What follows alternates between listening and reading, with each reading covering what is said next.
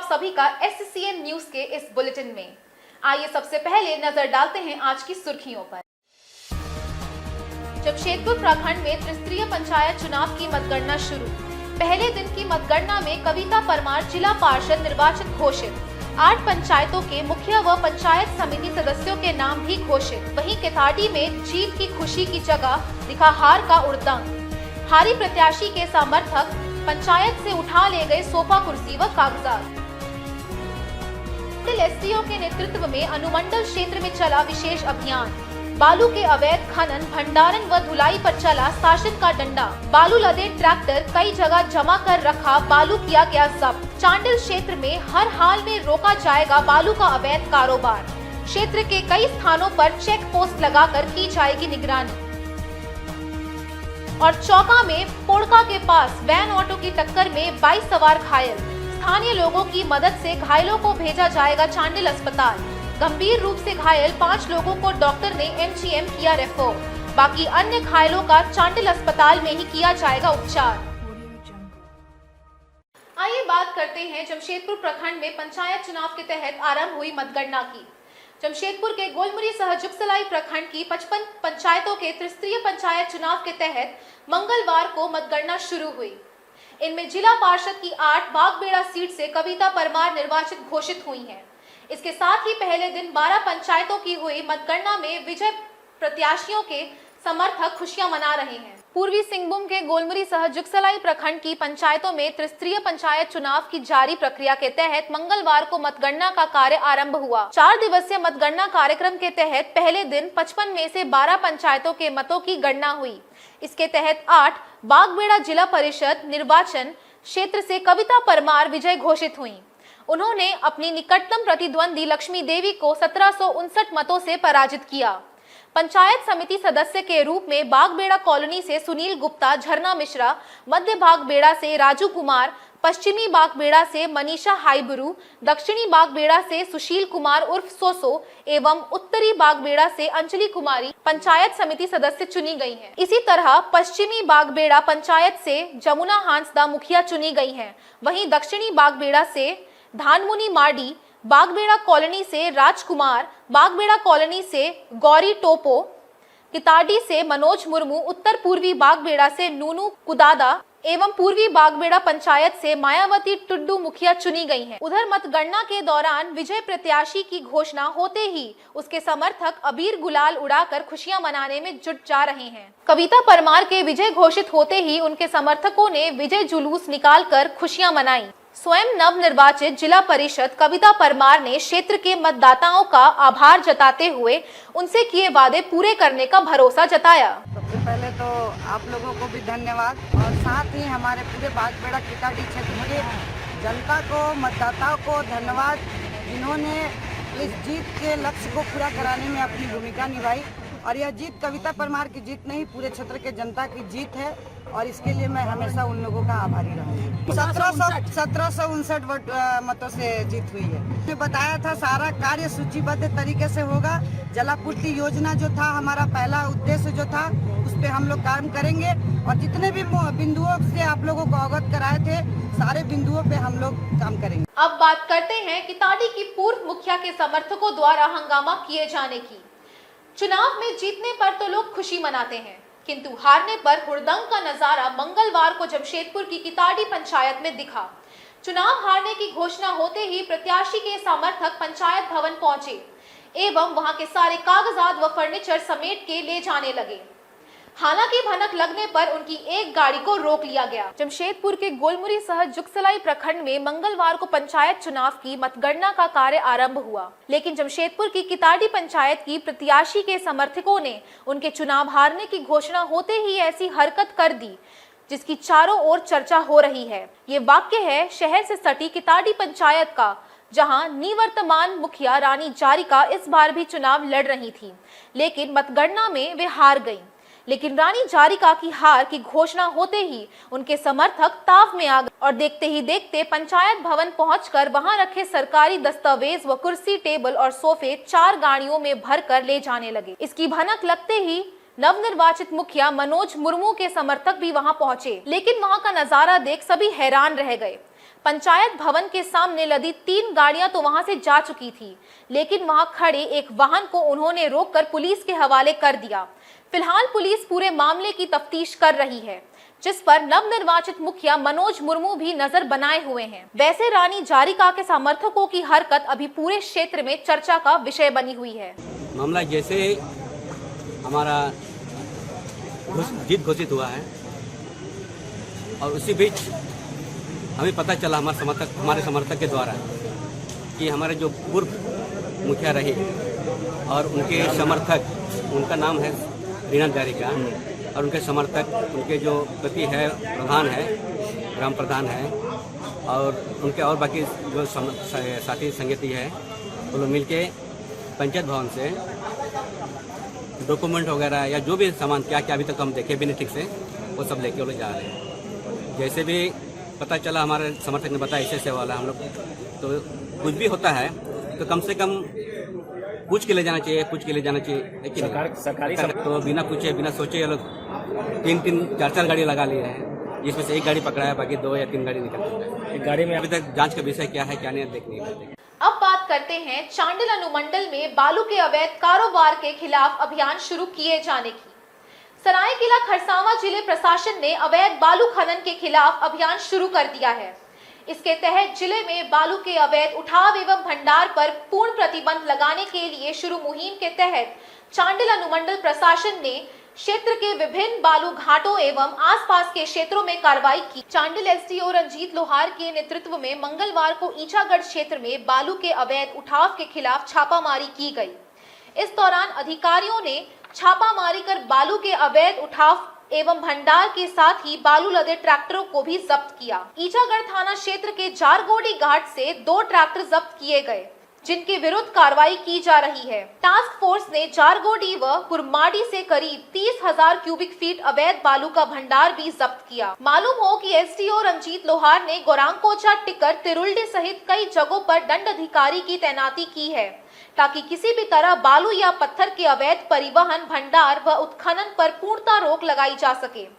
इसके पहले भी ईचागढ़ व तिरुल्डी थाना क्षेत्रों के विभिन्न बालू घाटों में छापामारी कर अवैध बालू लदे 6 ट्रैक्टर जब्त किए जा चुके हैं। इसके बाद भी बालू माफिया बालू के अवैध उत्खनन एवं भंडार से बाज नहीं आ रहे हैं। एसडीओ रंजीत लोहार ने कहा कि बालू के अवैध खनन, भंडार एवं परिवहन पर हर हाल में प्रतिबंध लगाया जाएगा। सरायकेला पुलिस अधीक्षक सरायकेला के निर्देशानुसार एक भी माइनिंग का अवैध उत्खनन, भंडारण और परिवहन नहीं होना है। इसी कड़ी से कल से हम लोग लगातार छापेमारी कर रहे हैं। गाड़ी व सवेरे 2 अंचल अधिकारी और थाना प्रभारी के द्वारा पकड़ा गया 2 ट्रैक्टर और बालू का भंडारण को भी हम लोग खोज रहे हैं। जहाँ जहाँ अवैध भंडारण है सबको हम लोग जब्त कर रहे हैं और ये अभियान अभी लगातार चलेगा। कोई भी हालत में अवैध उत्खनन होगा, ना भंडारण होगा, ना परिवहन होगा। इसको हर हाल में इसको हम लोग रोकेंगे। आज से हम लोग का मिलन टिक्कर में चेक नाका लगेगा, चावलीवासा में चेक नाका लगेगा, झिमड़ी में और तिरुल्डी में चेक नाका लगेगा। चारों चेक नाका पे 24 घंटा काम करेगा हम लोग। आइए बात करते हैं चौका के पोड़का में वैन ऑटो की टक्कर में 22 लोगों के घायल होने की। सरायकेला जिले के चौका थाना क्षेत्र में पोड़का के पास NH-33 पर यात्रियों से भरी ऑटो व पिकअप वैन की टक्कर में दोनों वाहनों में सवार 22 लोग जख्मी हो गए। घायलों को स्थानीय लोगों की मदद से एम्बुलेंस व निजी वाहनों में चांडिल CHC पहुंचाया गया। वहां से कुछ घायलों को बेहतर इलाज के लिए MGM भेजा गया है। बता दें कि पोड़का के पास NH-33 पर मंगलवार को यात्रियों से भरे ऑटो एवं पिकअप वैन टकरा गई, जिससे दोनों वाहनों में सवार करीब 22 लोग जख्मी हो गए। स्थानीय लोगों व भाजपा नेता आकाश महतो के सहयोग से अभी घायलों को एम्बुलेंस व निजी वाहनों से चांडिल अनुमंडल अस्पताल पहुंचाया गया, जहां सभी का प्राथमिक उपचार हुआ। बाद में चिकित्सकों ने गंभीर रूप से घायल 5 मरीजों को बेहतर इलाज के लिए MGM अस्पताल रेफर कर दिया। बाकी सभी घायलों का चांडिल अनुमंडल अस्पताल में ही इलाज चल रहा है। जानकारी के अनुसार ईचागढ़ के टिकर से चौका के घाट दुलमी जा रही पिकअप वैन एवं तमाड़ के उदयडी से नीमडी के सिरका में शादी समारोह में जा रहे ऑटो की पोड़का के पास टक्कर हो गई। इस दुर्घटना में महिलाओं व बच्चे समेत करीब 22 लोग जख्मी हो गए। घटना की जानकारी मिलने पर चांडिल थाना प्रभारी अजीत कुमार, चौका थाना प्रभारी धर्मराज कुमार और भाजपा नेता आकाश महतो घटनास्थल पहुंचे। एवं घायलों को चांडिल अनुमंडल अस्पताल भिजवाया। भाजपा नेता आकाश महतो ने बताया कि दुर्घटना के बाद उन्होंने 108 एम्बुलेंस को कॉल लगाया, लेकिन काफी देर से एम्बुलेंस पहुंची। इसके बाद घायलों को चांडिल अस्पताल भिजवाया गया। आपका चौका थाना क्षेत्र का जो पोरका काटिंग है, वहाँ पर 2 टेम्पू में आपका आपसी मुठ टक्कर हो गया, जिसके कारण से लगभग 20 से 22 महिला पुरुष लोग, बच्चा उस बच्चे में शामिल था, पूरी बुरी से घायल हो गया। सूचना पाकर हम वहाँ पर पहुंचे, पूरा टीम के साथ पहुंचे वहाँ पर। पहुंचे सारे लोगों को एम्बुलेंस के माध्यम से और प्राइवेट गाड़ी के माध्यम से हम लोग चांडिल सीएचसी पहुंचाए हैं। यहाँ से अभी डॉक्टर से पता चला कि 5 आदमी को रेफर किया गया, फिलहाल 5 से 6 आदमी को रेफर किया गया। इसका भी इलाज एमजीएम में चलेगा और सभी का स्थिति बहुत बुरी तरह खराब है।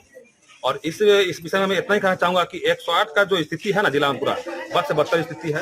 फोन करने पर रिस्पॉन्स देता नहीं है। आज आधा घंटे, कम से 1.5 घंटे 2 घंटे बाद 108 एम्बुलेंस पहुंचे, इस कारण से आज स्थिति ऐसे बना हुआ है। वहीं चौका थाना प्रभारी धर्मराज कुमार ने बताया कि पोड़का के पास दुर्घटना की जानकारी मिलने पर वे वहां पहुंचे एवं स्थानीय लोगों की मदद से घायलों को चांडिल अनुमंडल अस्पताल भिजवाया।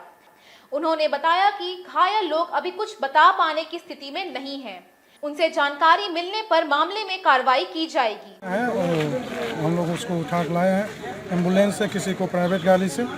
सब लोग खतरे से अभी बाहर हैं, कुछ लोग को रेफर किया जा रहा है अभी, बाकी को चांदिल में इलाज किया जा रहा है। नहीं, रोज जाम ऐसा कुछ नहीं, थोड़ा सा एक्सीडेंट हुआ था तो कोरका कटिंग के पास एक गाला गाड़ी और एक टेम्पू में है। नहीं, दोनों रांची तरफ से आ रही थी और बाकी विशेष जानकारी हम लोग तो कोई बताने लायक है नहीं, बोलने लायक।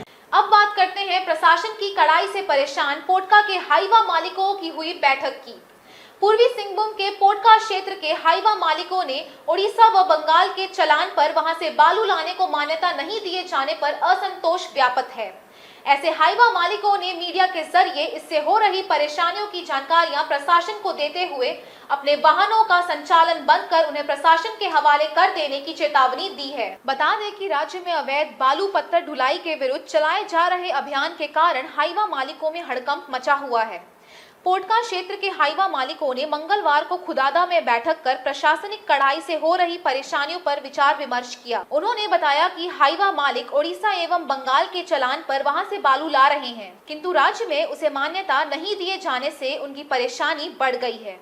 उन्होंने जिला प्रशासन से इस समस्या के समाधान का आग्रह किया। बैठक के बाद मीडिया से बात करते हुए हाईवा मालिक वीरेंद्र पांडे एवं कार्तिक ज्योतिषी ने कहा कि बंगाल ओडिशा से हाईवा मालिक चलान के साथ बालू ला रहे हैं, लेकिन झारखंड में उस चलान को मान्यता नहीं दी जा रही है एवं गाड़ियों को पकड़ा भी जा रहा है।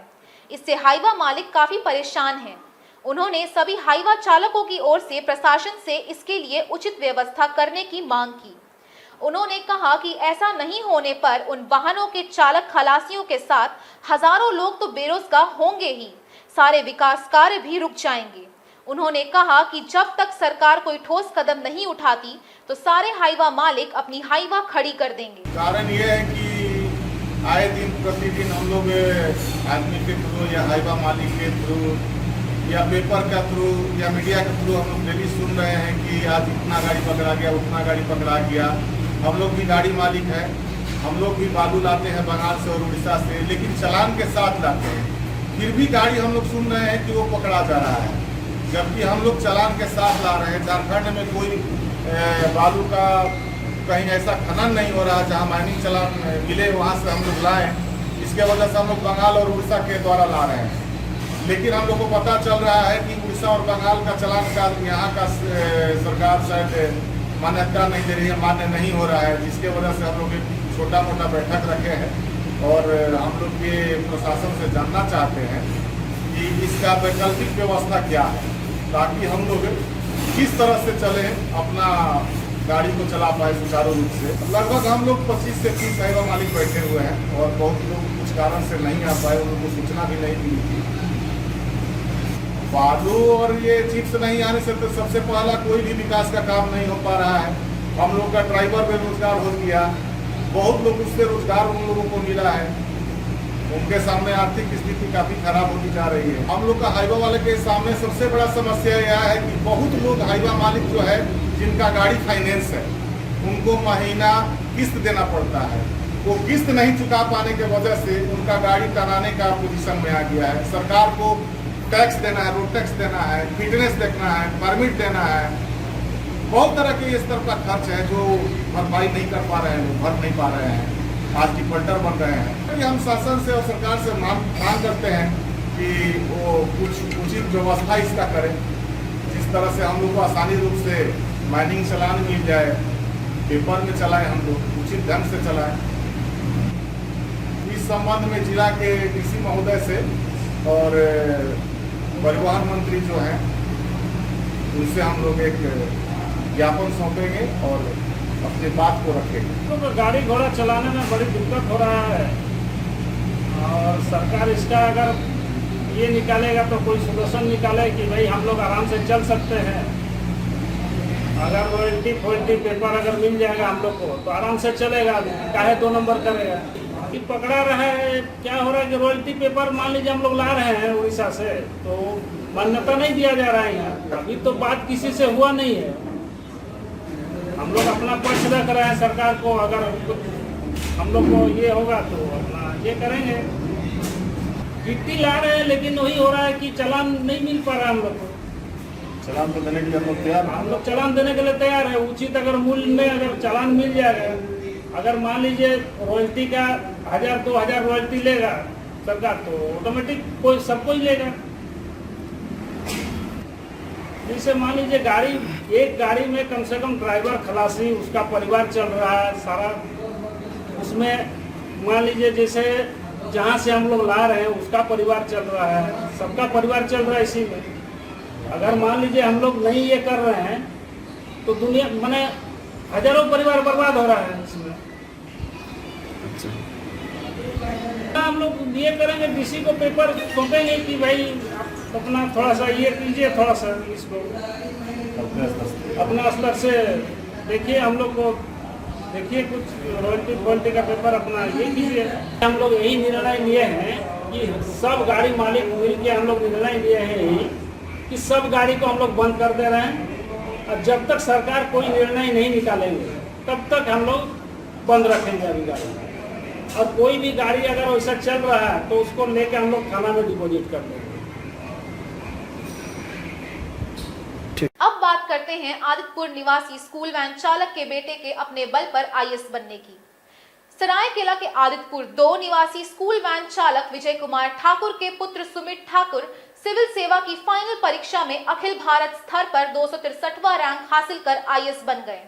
उनकी इस सफलता को लेकर उनके परिवार में खुशी का माहौल है।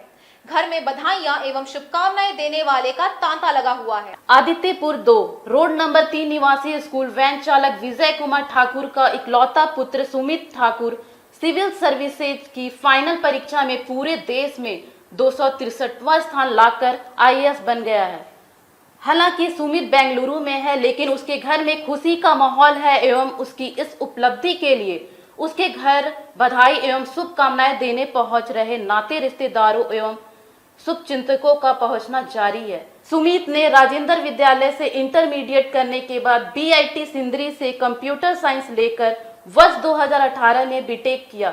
सुमित ने बताया कि बीआईटी से पास आउट करते समय उसका 3 बड़ी कंपनियों में सिलेक्शन हुआ था, लेकिन उसने यूपीएससी परीक्षा की तैयारी के लिए ज्वाइन नहीं किया। सुमित ने बताया कि उसे दूसरे प्रयास में सफलता मिली है। सुमित के घर में पिता के अलावा मां नीता ठाकुर और बड़ी बहन है जो शादीशुदा है। सुमित की मां नीता ठाकुर ने कहा कि उन्होंने सोचा भी नहीं था कि उनका बेटा इतना ऊपर तक जाएगा। आज उसकी सफलता से वे इतने खुश है कि वे कुछ बोल नहीं पा रही हैं। हम इतना खुश हैं, हम कुछ बोल नहीं सकते। हमको विश्वास नहीं था जो हम जैसा गरीब का बच्चा इतना ऊपर जाएगा, हमको विश्वास नहीं था। हेलो, कुछ अपना से किया है। उसका पापा 2 साल से बैठा हुआ था, कोरोना में गाड़ी नहीं चलता था, वही ये लोग भी हेल्प किया है। मामा थे उसका, वो भी हेल्प किया, और अपना उसको बहुत क्या पास किया। जो क्या होगा नहीं होगा, 19 में जो हुआ था 19 में नहीं हुआ था, यही था वो तो बहुत उसको हम घबराहट उसको देखे थे। इस बार बोले अब यहाँ तो है नहीं, उस टाइम में तो था, यहाँ तो हम थे, संभाले हम लोग, लेकिन अभी तो यहाँ है नहीं। क्या होगा कोई नहीं जानता है इस चीज़ का, इसीलिए बहुत घबरा गए थे, लेकिन भगवान। वहीं सुमित के पिता विजय ठाकुर ने बताया कि सुमित ने अपनी मेहनत के बल पर यह सफलता हासिल की है। नाते रिश्तेदारों एवं शुभचिंतकों ने जो उनकी मदद की है उसके लिए उन्होंने सबका आभार भी जताया। भगवान से बहुत मतलब कि खुश हैं कि इतना मेहनत किए हम भी शुरू से ही, और आज हमारा बच्चा मेहनत के बदौलत ही इस मुकाम तक हासिल किया है। हम DAV NIT स्कूल में बच्चे को ले जाते हैं, स्कूल ले जाना और ले आना मेरा काम। यही प्रोफेशन हम 2001 से पहले से ही कर रहे हैं। 2001 से वैन से चालू किया, उससे पहले ऑटो से कर रहे हैं। आज हम बहुत खुश हैं। वे अपने दोस्त यार जो भी है सगा संबंधी उससे हेल्प लेके थी, उसको स्कॉलरशिप मिला कॉलेज में, उससे उसका प्रेरणा एक उनका थी स्कूल में ही राजेंद्र विद्यालय में जो पढ़ाई कर रहा था, एक DDC आए हुए थे, उनको प्राइज दिया, बोले बेटा तुम भी एक दिन मेरे ही जैसा बन जाओ। तो उसी का प्रेरणा लेके आज वो इस मुकाम तक पहुंचा है और हम लोग का सहयोग हुआ। हम लोग से जितना बन पाया उतना हम लोग किए हैं उसके लिए। आइए बात करते हैं जमशेदपुर में जमीन विवाद को लेकर घर में घुसकर दंपत्ति की पिटाई किए जाने की। जमशेदपुर के बागबेड़ा थाना अंतर्गत हरहर गुट्टू दर्जी मोहल्ला के पास भूमि विवाद में एक पक्ष के लोगों ने घर में घुसकर पति पत्नी की पिटाई कर दी। इसमें पति पत्नी जख्मी हो गए। दंपत्ति को इलाज के लिए MGM अस्पताल भेजा गया है। पीड़ितों ने अस्पताल में भर्ती होने के कारण अब तक थाना में इसकी शिकायत नहीं की है। बागबेड़ा थाना अंतर्गत हरहर गुट्टू दर्जी मोहल्ला निवासी सुशील ठाकुर का 1 कट्ठा जमीन को लेकर धर्मू शर्मा के परिवार से विवाद चल रहा है। इसको लेकर सुशील ठाकुर ने थाने में शिकायत दर्ज कराई थी।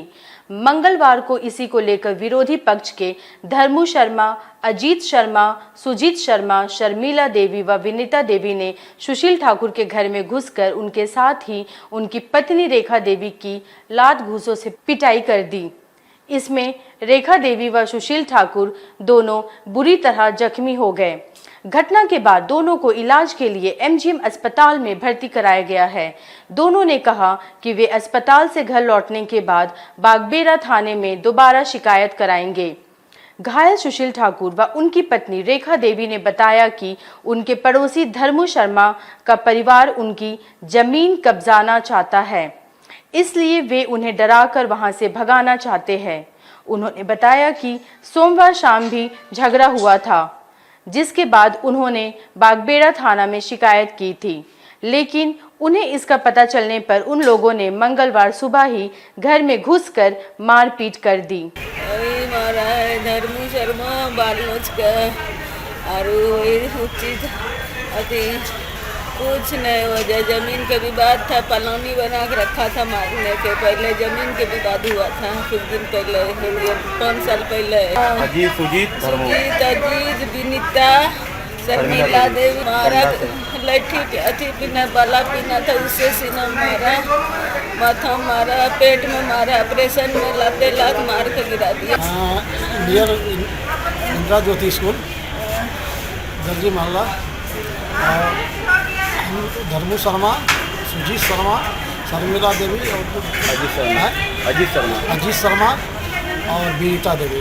कोई कारण नहीं था, पुराना दुश्मनी, इसको जमीन का थोड़ा विवाद है, वही गुस्सा निकाल दिया। आइए बात करते हैं पोटका निवासी बीमार गाजूराम के परिजनों द्वारा मदद की गुहार लगाए जाने की। जमशेदपुर के निकट पोटका के एक गांव का निवासी किशोर पैर की एड़ी में बढ़ते ट्यूमर के कारण चल भी नहीं पा रहा था। गरीब माता पिता पैसे के अभाव से उसका इलाज नहीं करा पा रहे, जबकि इसी कारण उसकी पढ़ाई भी छूट गई है। बच्चे के पिता ने प्रशासन एवं सरकार से बच्चे के इलाज के लिए मदद की गुहार लगाई है। पोटका प्रखंड की गंगाडी पंचायत के बन्ना गुट्टू निवासी 16 वर्षीय गाजूराम टुड्डू की दाईं एड़ी में एक ट्यूमर निकल आया है, जो बढ़ता ही जा रहा है। बढ़ते ट्यूमर के कारण वह चलने में भी असमर्थ हो गया है, जिससे उसे भारी परेशानी हो रही है। इससे उसकी पढ़ाई भी छूट गई है। गाजूराम के गरीब पिता ने उसका एक बार ऑपरेशन भी कराया, किंतु उसका ट्यूमर दोबारा बढ़ गया और आज वह चल भी नहीं पा रहा है। आर्थिक स्थिति ठीक नहीं होने से उसके पिता उसका इलाज नहीं करा पा रहे हैं। मजबूरी में 9वीं कक्षा के छात्र गाजूराम को पढ़ाई भी छोड़नी पड़ी है। गाजूराम आज भी स्कूल जा पाने पर पढ़ाई करना चाहता है, किंतु लाचारी में वह पढ़ने नहीं जा पा रहा है। परिवार में उसका एक बड़ा भाई एवं 2 बहनें भी हैं। उसके गरीब माता पिता काफी परेशान है कि उसके पुत्र का क्या होगा, पीड़ित गाजूराम, उसके पिता बुद्धराम टुड्डू व भाई अनिल ने भी प्रशासन व सरकार से उसके इलाज में मदद की गुहार लगाई है।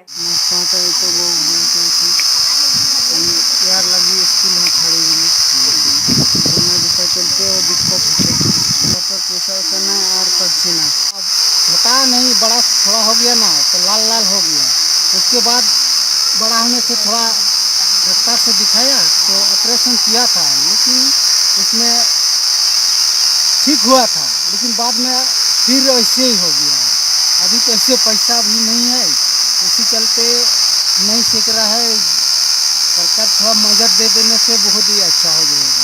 उसका पैर के नीचे लाल टाइप का था, तो थोड़ा सा बड़ा हुआ। बड़ा होने के बाद किसी भी तरह से हम लोग इलाज किए एक बार। इलाज करने के बाद फिर बड़ा होते जा रहा है, उसको बहुत तकलीफ हो रहा है, चलना भी नहीं सक रहा, और स्कूल भी इसी कारण वजह से छोड़ दिया। तो अभी हम लोग के पास इतना इनकम नहीं है जैसे कि इसको फिर से हम लोग दोबारा इलाज कर सके, तो इसीलिए हम लोग सरकार से मदद चाहते हैं, अगर हो सके तो हम लोग को मदद। आज के इस बुलेटिन में बस इतना ही। हम फिर हाजिर होंगे कुछ और नई खबरों के साथ। तब तक के लिए SCN न्यूज की पूरी टीम की ओर से मुझे दीजिए इजाजत। नमस्कार।